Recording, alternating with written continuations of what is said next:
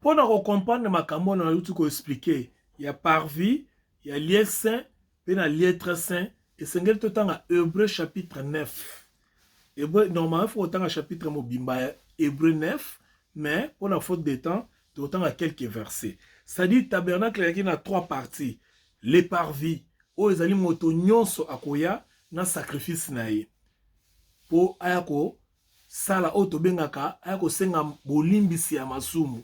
Aye na sacrifice na ye wana akoya na parfait ezalaki epesama moto nyonso akokende nango epai na esika babengi yango ntango bakosala bato bakozwa sacrifice na ye bakende nango na bisika babengi yango lieu saint epai ya banganga nzambe baza ebele bazoyamba moto moko na sacrifice na ye basaleli baceremonie oyo nauti koexplike batie loboko likolo ya nyama mpe akonfese masumu na ye.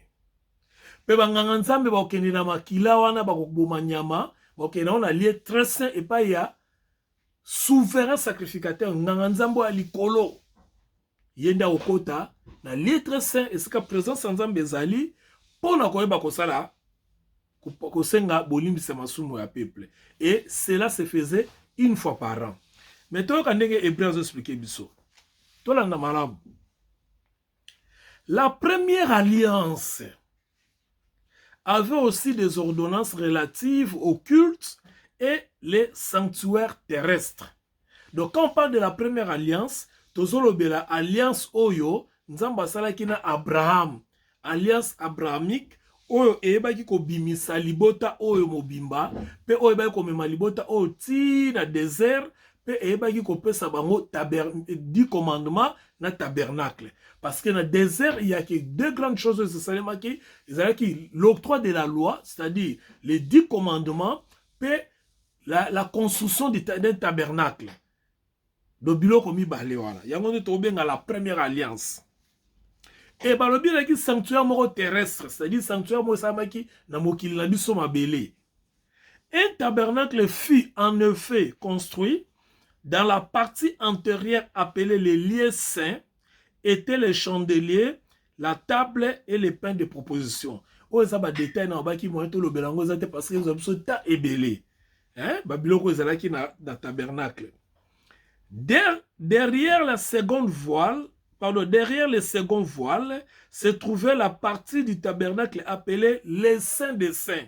N'en expliqué binom. Renfermant l'autel d'or pour les parfums et l'alliance et l'arche de l'alliance, entièrement couvert d'or. Il y avait dans l'arche un vase d'or contenant la manne, la verge d'Aaron qui avait fleuri et les tables de l'alliance. Au-dessus de l'arche étaient des chérubins de la gloire de Dieu, de la gloire, couvrant de leur ombre les propitiatoires. Ce n'est pas le moment de parler en détail là-dessus. Même Bible, ils attendent le détail pour Or, ces choses étaient ainsi disposées, les sacrificateurs qui font les servir entrent à tout temps dans la première partie du tabernacle. Je l'ai déjà expliqué. Et dans la seconde, les souverains sacrificateurs seuls entrent une fois par an, non sans y apporter du sang qu'il offre pour lui-même et pour les péchés du peuple. Le Saint-Esprit montrait par là que le chemin du lieu très saint n'était pas encore ouvert tant que le premier tabernacle subsistait. C'est une figure pour le temps actuel où l'on présente l'offrande et les sacrifices qui ne peuvent rendre parfait sous les rapports de la conscience celui qui rend ses cultes et qui, avec les aliments, les boissons et les diverses obligations, étaient des ordonnances charnelles imposées seulement jusqu'à l'époque des réformations. Mais Christ est venu comme un souverain sacrificateur de bienvenue. Il a traversé le tabernacle, alléluia, plus grand et plus parfait, qui n'est pas construit des mains d'hommes, c'est-à-dire qui n'est pas de cette création. Verset 12, Tosukawana, et il est entré une fois pour toutes dans des lieux très saints, non avec le sang de boucs et de veaux, mais avec son propre sang, ayant obtenu une rédemption éternelle. Une rédemption éternelle. Je m'explique. Alors, d'abord, je veux parler quelque chose à Balobi Awa. Dans le tabernacle, on a tous qui là-bas, minéraux mitsatu, tu peux matière première mitsatu. Or, argent et bronze. Or, qui sa présence en Zambé, la divinité, la déité, la gloire de Dieu, la présence de celui qui est éternel. Hein? Argent, la rédemption. Rédemption, c'est le salut. Hein? La rédemption. Argent, c'est la rédemption. Les saluts, les rachats. Bongo, bronze, ça, jugement. Biloko misato ana erin. Vous allez vous souvenir de serpent d'Erin. Donc biloko misato ana ezaki ba matière première wana misato ezaki na kati ya tabernacle. Alors, pour nous comprendre bien fou kotanga ngona Hébreu chapitre 9. Maintenant, partie on a expliqué on ezaki partie o ezali construction terrestre de Bible lobby. Maintenant to ke na explication oyo ezali kotypifie oyo ezali kopesa forme nango na bomoto. Hébreu auti kolobela biso yango. Alors, elakisi nini na kati tabernacle ezali nini? Parce que c'est ce qui est important. Ce qui est important, eza osko na lina loba. Tabernacle existaki, oui. Ezalaki nini? Ezalaki lieu oyo bato bazalaki kokende ko offrir ba sacrifice epai ya Nzambe mpona bolimbisa masumu na bango mpo bandimama epai na Nzambe. Bongo bazalaki na ba étape bazalaki koleka. Alors, na kati ya place oyo babengi lieu très saint, ezalaki na boîte moko babengi yango arche de l'alliance. Boîte wana ezalaki boye, eloko moko pas seulement ça, mais eloko moko boye. Boîte oyo ndenge bosali komona presque na ba forme boye. Bazobenga yango arche de l'alliance. Na kati ya arche de l'alliance wana ezalaki nini? Ezalaki na ba loi oyo Nzambe apesaki epai na bana na Israël. Hébreu a expliqué biso yango bien. J'aimerais te relire en le chapitre 9, verset 9. C'est une figure des temps actuels qu'on présente des offrandes et des sacrifices qui peuvent rendre parfait, qui ne peuvent rendre parfait. Non, pardon.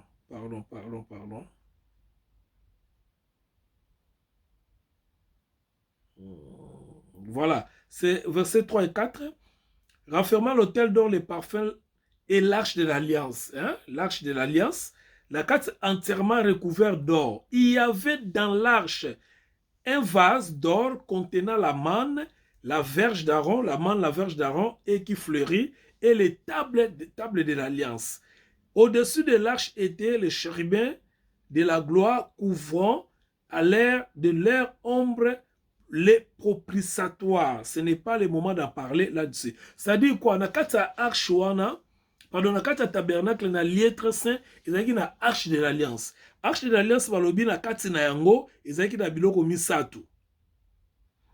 Ezaki na biloko misato, o babengi ezalaki chandelier, la table et les pains de proposition. Derrière le second voile se trouvait la partie du tabernacle des saints renfermant l'autel d'or pour les parfums et l'arche de l'alliance entièrement couvert d'or. Il y avait l'arche, la vase d'or contenant la manne, la verge d'Aaron qui fleurit et les tables de l'alliance. Et pardon, et les tables de l'alliance. C'est-à-dire, table de l'alliance, c'est que le roi va tablette dans biso. C'est-à-dire, la tablette dans biso, bonzamba komi. Ce qu'on va dire, quand on a l'oba, d'habillement, misato, barbier, zaki na kati, manne, na verge d'Aaron, na table d'alliance, on a préférence à table d'alliance pour nous expliquer bien. Parce que table d'alliance, c'est la loi. Parce que comment qui la loi. Il y a un moment qu'on va dans la carte, il y a lié très saint, na eloko ba bengi arche de l'éternel, arche de l'alliance. Alors, na carte arche de l'alliance, voilà. Tablette ya mibeko, il y a un moment qu'on la kisa, bo sang alliance na bango na Nzambe, na lolenge bango ba koyo kotambola, ndenge na loba ki la fois passée. Par rapport à la relation na bango, par rapport ya lolenge bazali ko vivre, par rapport ya ndenge Nzambe alingaki bango bazala na culture na ye Nzambe, pour baza peuple na ye aponi bango depuis batata na bango, ba peuple musu baza concerné te ndeko na ngai, ezala ba peuple baza ko vivre nzinga na bango, baza osala bango bitumba, baza concerné na makambo te. Peuple libanda soka yeko kota na kata tabernacle la kufi. parce qu'azali impur, totalement impur. Ayebi te ndenge ba approchaka tabernacle. Parce que azali na approche ndenge mutako poussa pembe na tabernacle. Alors, si ko tozo tabernacle, to memango na bomoto na biso ya lelo. Po bato bazo koma mingi na l'église tabernacle tabernacle. Bato bazo pesa intitulé ba kombo l'église tabernacle tabernacle, ce qui n'est pas mauvais. Mais c'est quoi le tabernacle et pas la biso ba croyant? Parce que tozo na différence awa entre les 12 tribus d'Israël na biso o tondimela Yesu. Il y a une très grande différence. Bango bazaki na tabernacle. Mais biso tozali na ikati na Yesu. Relation na bango na Nzambe zali ko dépendre na tabernacle. Landa malamu. Pour la kolonga la confusion. Relation à Israël na Nzambe, les 12 tribus, ils allaient ko dépendre na tabernacle. Mais biso relation na biso na Nzambe, ils allaient ko dépendre na tabernacle te. Pour biso ton dimela makambo tabernacle te, biso ton dimela Yesu Christo. Différence angona. Oh bato bakoka bazana difficulté ya kosala. Bato bazokanisa ke biso futo tambola ndenge makambo ya tabernacle ezalaka. Ndenge makambo ya 10 commandements ezalaka. Ndenge makambo ya dispensation de la loi ezalaka. Te. Pamba te tango dispensation ya loi ezalaka, ngana yo tozali concerné te. Ngana to yoko koma concerné tango oyo tondimeli Yesu. To komi sko concerné pa na Yesu. Ça, c'est très important à retenir. Deuxièmement, il faut qu'on y ait bien aimé. Que Yesuana, avant la croix, na après la croix, ezanenge mon côté. Donc, Yesu abotami, akoli, asali ministère nae, akufi, akene kulusu akufi, asekui, amati likolo, tango azo tambola ti, akene kufa ne kulusu, ezalaki na se amibeko. Kolanisa makambo ya tabernacle. Kolanisa malolenge ya tabernacle. Metanga kufi, asekui, amati likolo. Makambo ebandi mokolo tobengaka mokolo ya Pentecôte ya Actes des Apôtres chapitre 1er verset 8. Makambo ebandaki mokolo wana yango ndezo concerné biso. Mais o ezalaki avant yango ezo concerné biso te par rapport à praticabilité. Yango les gens ont beaucoup de difficultés à faire la différence entre le Nouveau Testament et l'Ancien Testament. Ils ont la difficulté de faire la différence entre l'Israël et les croyants. Ils ont la difficulté de faire la différence entre les chrétiens et les juifs. Ils ont la difficulté de faire la différence entre les nés de nouveau et le peuple d'Israël. Il y a un moment dans Israël, croyant que le salut est en Israël. Le salut était en Israël par rapport à tabernacle.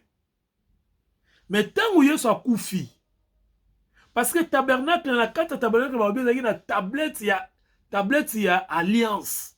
Et ce qu'il y a comme mibeko. Mais tant que Yesu a koufi, abolir nous sur un temps, tant qu'on a la Bible. Abuki mibeko nyonso bato balobaki Yesu abuka mibeko te abuka mibeko asuki sango asuki sango pe a établir eloko ya sika abuka penda asuki sa pena mibeko wana nazoluka version rapidement awa abuka asuki sa pena mibeko nyonso pe a établi mibeko oyo ya sika o biso tokotambola nango lokola bandimi na ye po biso tozali bandimi Ancien Testament te biso tozali bandimi na ye. Donc voilà un peu. Alors na kopesa sa version après mais to continuer na poto gagner temps. Alors lokola siko na tabernacle bakazao kende pona ko limbisi ya masumu. Yoka Suko sait que le tabernacle représente pour nous. Le tabernacle représente pour nous l'église, une habitation divine par le Saint-Esprit, par l'Esprit. Donc l'église. Au moins le tabernacle, l'autre bengango église. Église nini? Tozolo ba église construction te ndakute. Au moins ndaku moko munene ou bien ité. l'église tozolobela awa ezali église au Ephésiens chapitre 2 verset 19 à 22 zokoyebisa biso.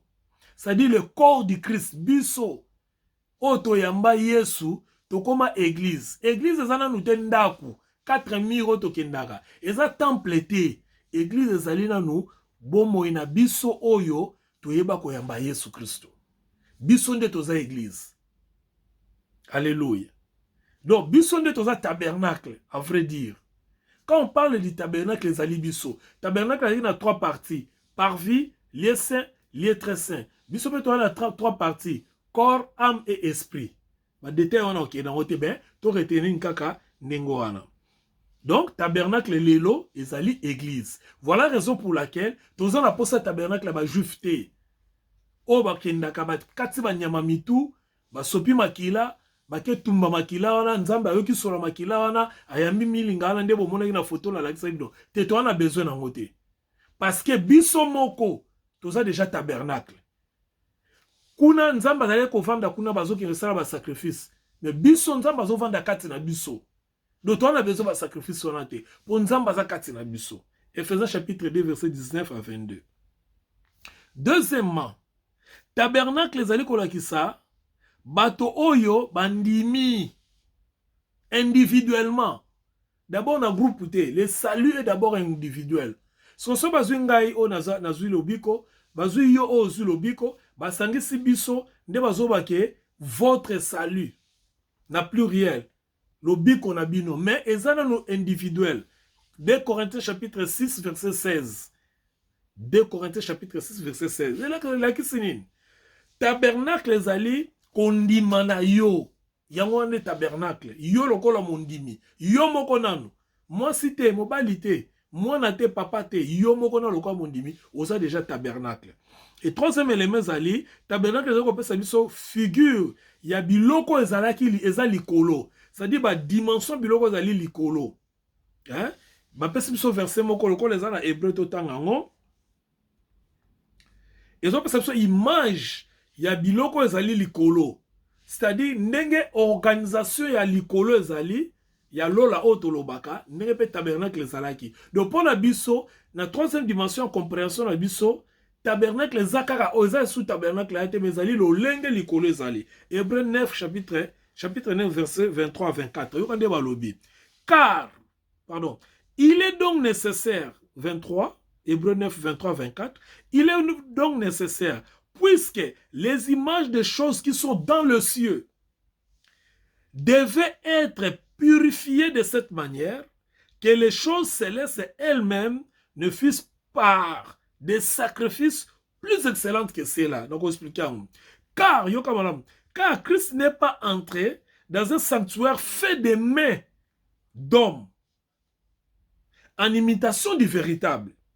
Mais il est entré dans le ciel même afin de comparaître maintenant pour nous devant la face de Dieu. Alléluia. Donc, au moins, il y a un souverain sacrificateur, il y a un lieu très saint, un tabernacle à Kala.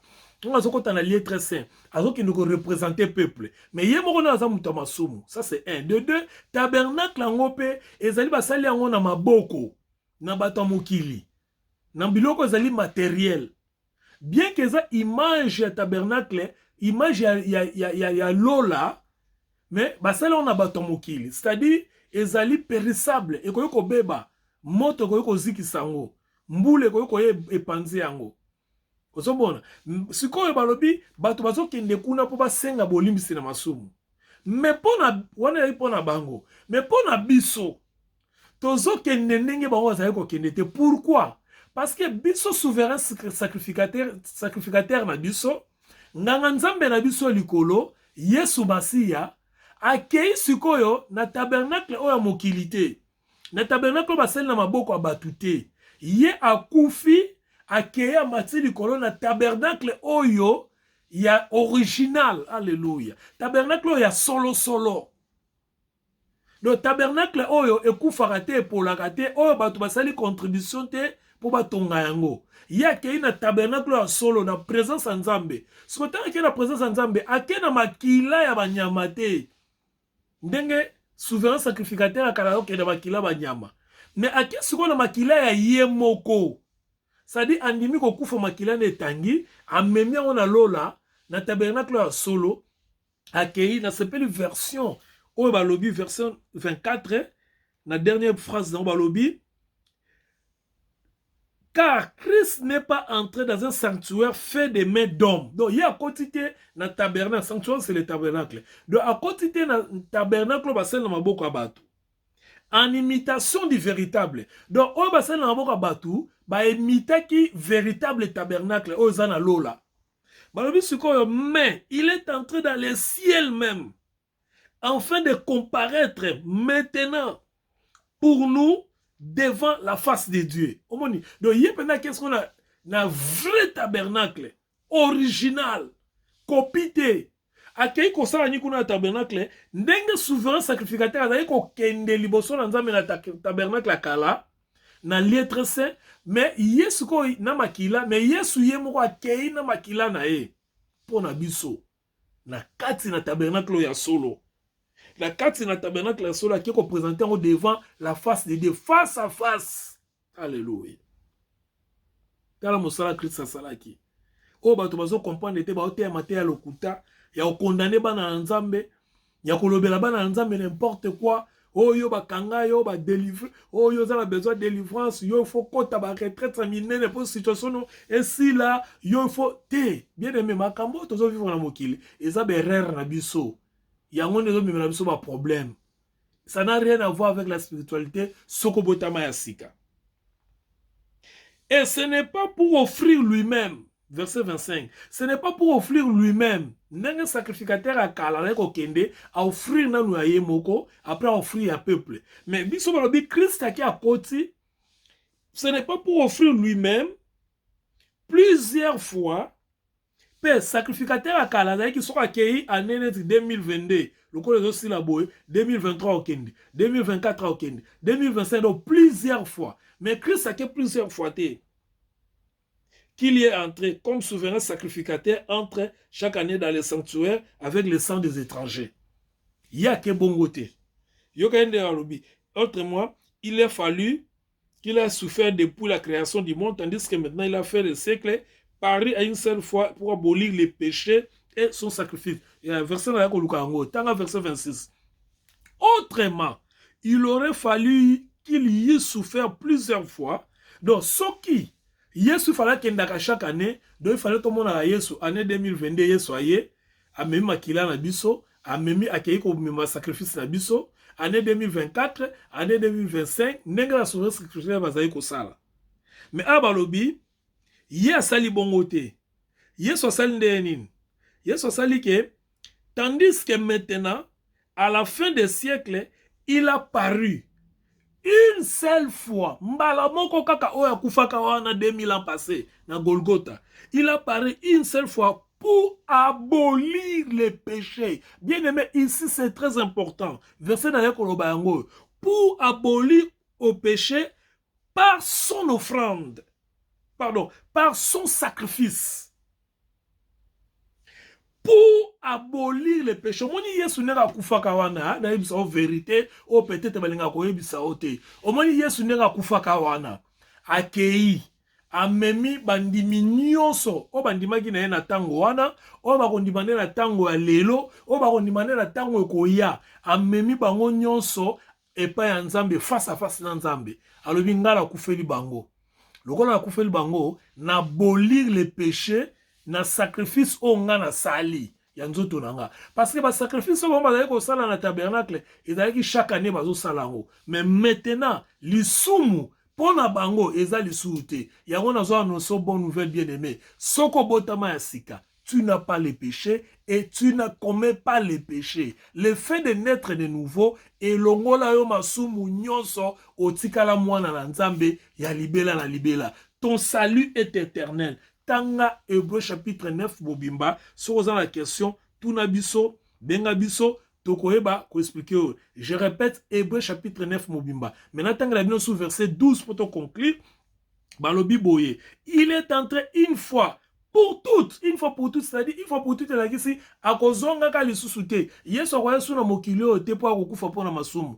Seconde venue na ye kozala pona nkembo na biso. Il est entré une fois pour toutes dans des lieux très saints, non avec le sang des boucs et des veaux, mais avec son propre sang, ayant obtenu une rédemption éternelle. Donc, tant que a eu rédemption, le salut éternel.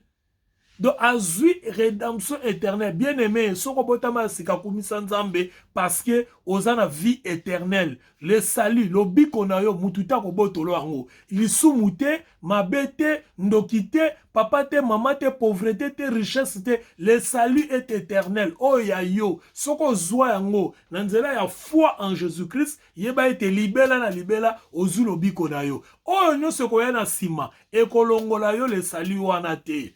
Parce que ezali likabo nzambe apesi yo à travers foi, la foi oyo oche epa ya mwana na nzambe. Kola pambola bino, tokuta dimanche prochain, bokomela biso, toza ensemble na kombo na Yesu Kristo. Amen.